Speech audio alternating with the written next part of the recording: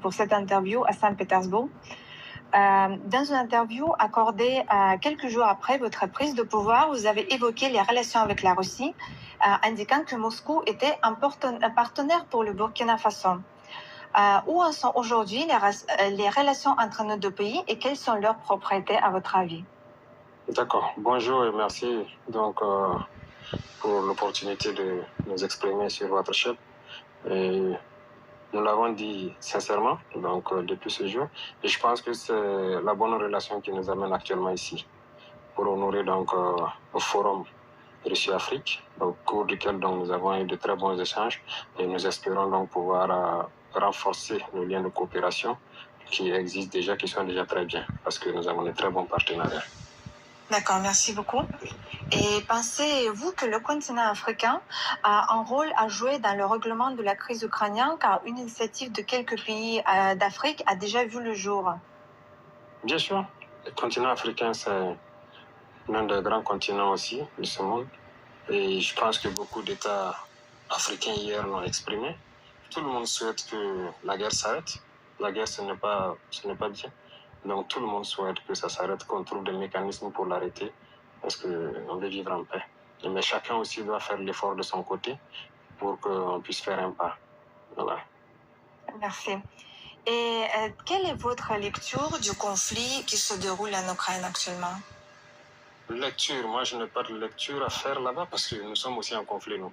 Nous sommes en guerre contre le terrorisme et on s'occupe plus de notre guerre. Ce qu'on déplore seulement, c'est que des armes destinées à l'Ukraine se retrouvent sur notre continent et continuent à activer le feu de notre guerre. C'est ce qu'on déplore. Sinon, le reste, on est en guerre aussi et je pense qu'on se concentre sur notre guerre. Je vous remercie. Vous avez mentionné le problème avec les armes et des voix s'élèvent sur le continent africain pour dénoncer le danger que représente le trafic d'armes envoyé par l'Occident à l'Ukraine. Et ces armes se retrouvent souvent en Afrique. À quel point cela alimente l'insécurité sur le continent africain, à votre avis?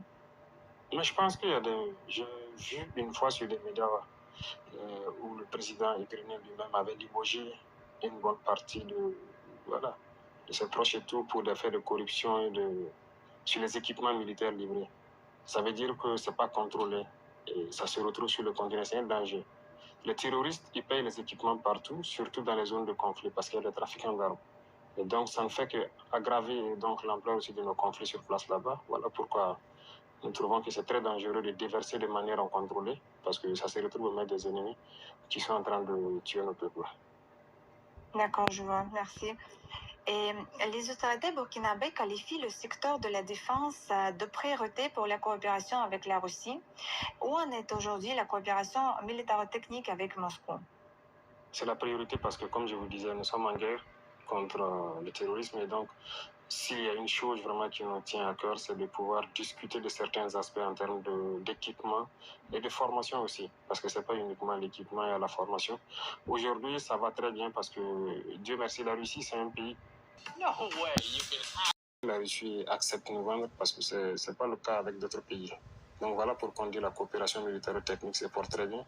Tous les équipements qu'on a souhaité acheter en Russie, c'est en bonne voie, il n'y a aucune restriction, on ne refuse pas de licence et c'est à bon port. La Russie est prête aussi à nous livrer des armes aussi à titre gratuit pour nous appuyer dans notre guerre. Donc c'est de ça qu'il s'agit.